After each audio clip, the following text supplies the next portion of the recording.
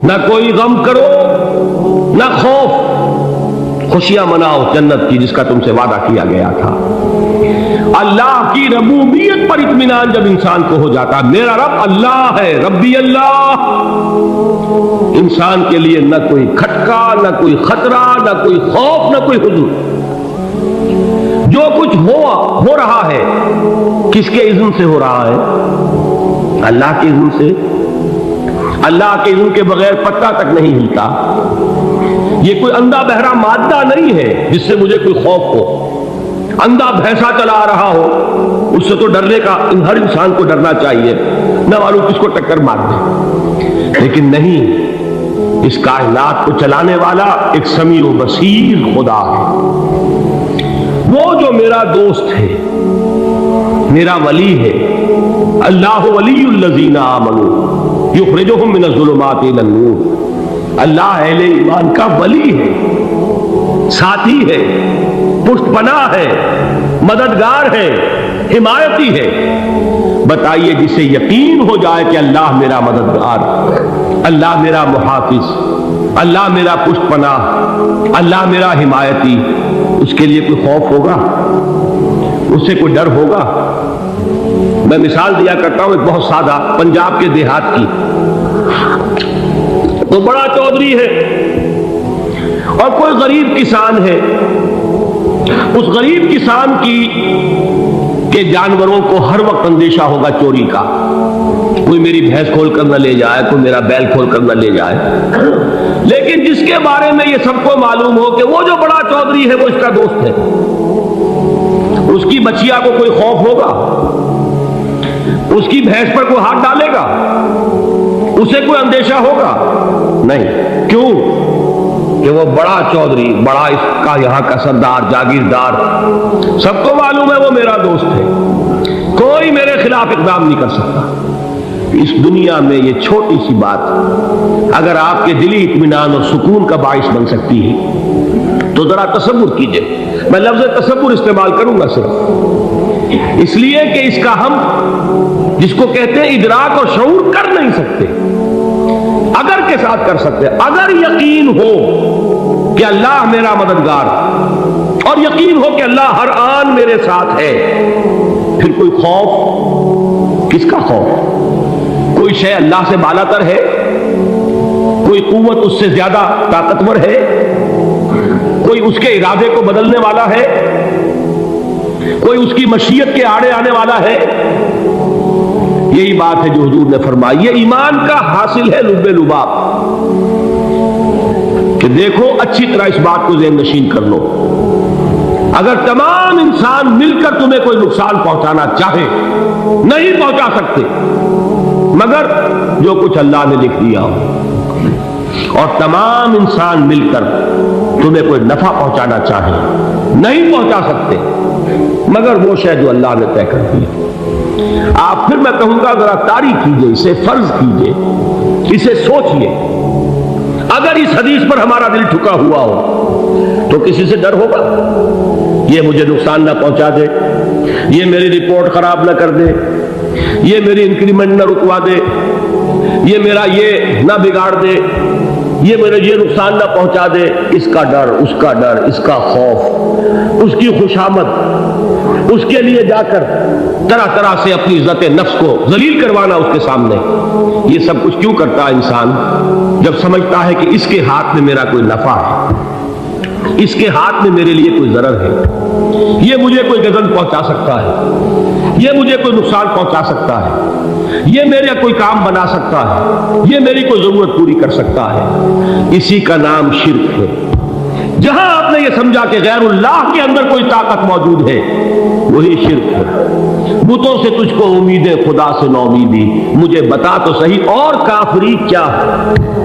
شرک تو یہ ہے جس پر بھی تمہیں یہ خیال ہے کلمہ ہے، یہ کلمہ سوم لا حول ولا قوت الا باللہ، ذرا اس پر دل کو کبھی اگر آپ تصور کریں، پھر فرض کریں، دل ٹھک جائے، اس پر کوئی طاقت نہیں۔ یہی بات تھی جو شیخ عبد القادر جیلانی رحمۃ اللہ علیہ نے اپنی وصیت میں اپنے بچے سے کہی۔ 11ویں دینے والے ہیں لیکن حضرت شیخ عبد القادر جیلانی کی وصیت اور تعلیمات کو کتنے لوگ ہیں تم جانتے ہو؟ یہ جن مقامات تک پہنچے ہیں وہ کس چیز کی بدولت پہنچے؟ انہوں نے جو پیغام دیا وہ کیا تھا؟ اے میرے بچے، جس طریقے سے قرآن مجید میں حضرت لقمان کی نصیحتیں جو ہے نقل کر دی گئی ہیں، میں یہ عرض کروں گا بالفرض اگر قرآن حضرت عبد القادر جیلانی کے بعد نازل ہوا ہوتا تو شیخ عبد القادر کی یہ نصیحتیں بھی قرآن میں درج ہوتی۔ اتنی اونچی نصیحتیں ہیں۔ اے میرے بچے، اس حقیقت کو ذہن نشین کر لے، لا فاعل فی الحقیقت ولا مؤثر الا اللہ۔ اس کائنات میں نہ کوئی فاعل حقیقی ہے نہ مؤثر حقیقی ہے سوائے اللہ۔ کسی شے میں کوئی تاثیر نہیں اگر اللہ نہ چاہے۔ آگ جلا نہیں سکتی اگر اللہ نہ چاہے، پانی ڈبو نہیں سکتا اگر اللہ نہ چاہے، زہر ہلاک نہیں کر سکتا اگر اللہ نہ چاہے، کوئی چیز فائدہ نہیں پہنچا سکتی اگر اللہ نہ چاہے۔ تو در در پہ کیوں سر جھکاتے ہو؟ در در پر کیوں جبیسائی کرتے ہو؟ سب کے سامنے کیوں ہاتھ پھیلاتے ہو؟ ایک اللہ سے مانگو، ایک اللہ کے سامنے زمین پر اپنی جبین رکھو۔ لا فاعل فی الحقیقت ولا مؤثر الا اللہ۔ نظر آتا ہے ہمیں کہ پانی پیاس بجھا دیتا ہے، پیاس بجھانے کی صلاحیت پانی میں نہیں ہے، اللہ کے اذن سے۔ کھانا بھوک مٹا دیتا ہے، بھوک مٹانے کی صلاحیت کھانے میں نہیں ہے، اذن رب میں۔ دیکھیے یہی یقین تھا حضرت موسیٰ علیہ السلام کا واقعہ یاد کیجئے۔ سامنے سمندر آ گیا ہے، قوم دیکھتی ہے پیچھے کہ گرد و غبار کا طوفان۔ معلوم ہوا کہ فرعون اپنے لشکر سمیت آ گیا۔ لشکر جب چلتا تھا تیز رفتاری کے ساتھ تو گرد و غبار کا جو طوفان اٹھتا تھا اس کا تصور کیجیے، اور لمحہ بلمحہ وہ قریب آ رہا ہے۔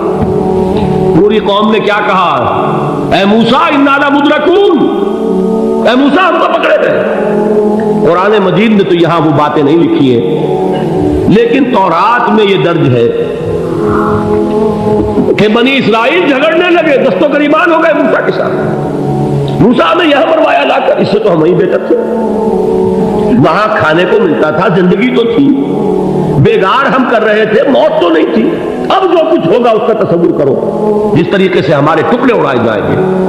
تو لڑ رہے ہیں حضرت موسیٰ علیہ السلام سے۔ یہ تورات کی تفصیل ہے، قرآن میں صرف اتنا آیا ہے، پریشان ہو کر انہوں نے کہا انا لمدرکون، موسیٰ ہم کو پکڑے گئے۔ اس وقت موسیٰ کا جواب کیا ہے؟ کلا ان معی ربی سیہدین، نہیں، میرے ساتھ میرا رب ہے، وہ راستہ دے گا۔ بتائیے کہاں راستہ نظر آ رہا ہے؟ یہ ہے ایمان بالغیب۔ راستہ نظر نہ آئے تب اللہ پر یقین ایمان ہے۔ جیب میں پیسے ہوں اور تب دل کو اطمینان ہے تو ایمان کس پر ہوا؟ پیسے پر، اللہ پر نہیں۔ جب وسائل و ذرائع نہ ہو اور پھر یقین ہو کہ اللہ مسبب الاسباب ہے، وہ اسباب کا پابند نہیں ہے، وہ اسباب کا محتاج نہیں ہے، اسباب اس کے محتاج ہے۔ اگر یہ یقین ہے تو اللہ پر ایمان ہے، یہ نہیں ہے تو تمہارا ایمان اسباب پر ہے، وسائل پر ہے، ذرائع پر ہے، مادیات پر ہے، اللہ پر نہیں۔ اس وقت کہاں راستہ تھا؟ کوئی راستہ تھا؟ سمندر ہے اور ادھر سے لشکر آ گیا ہے۔ کلا ان معی ربی سیہدین۔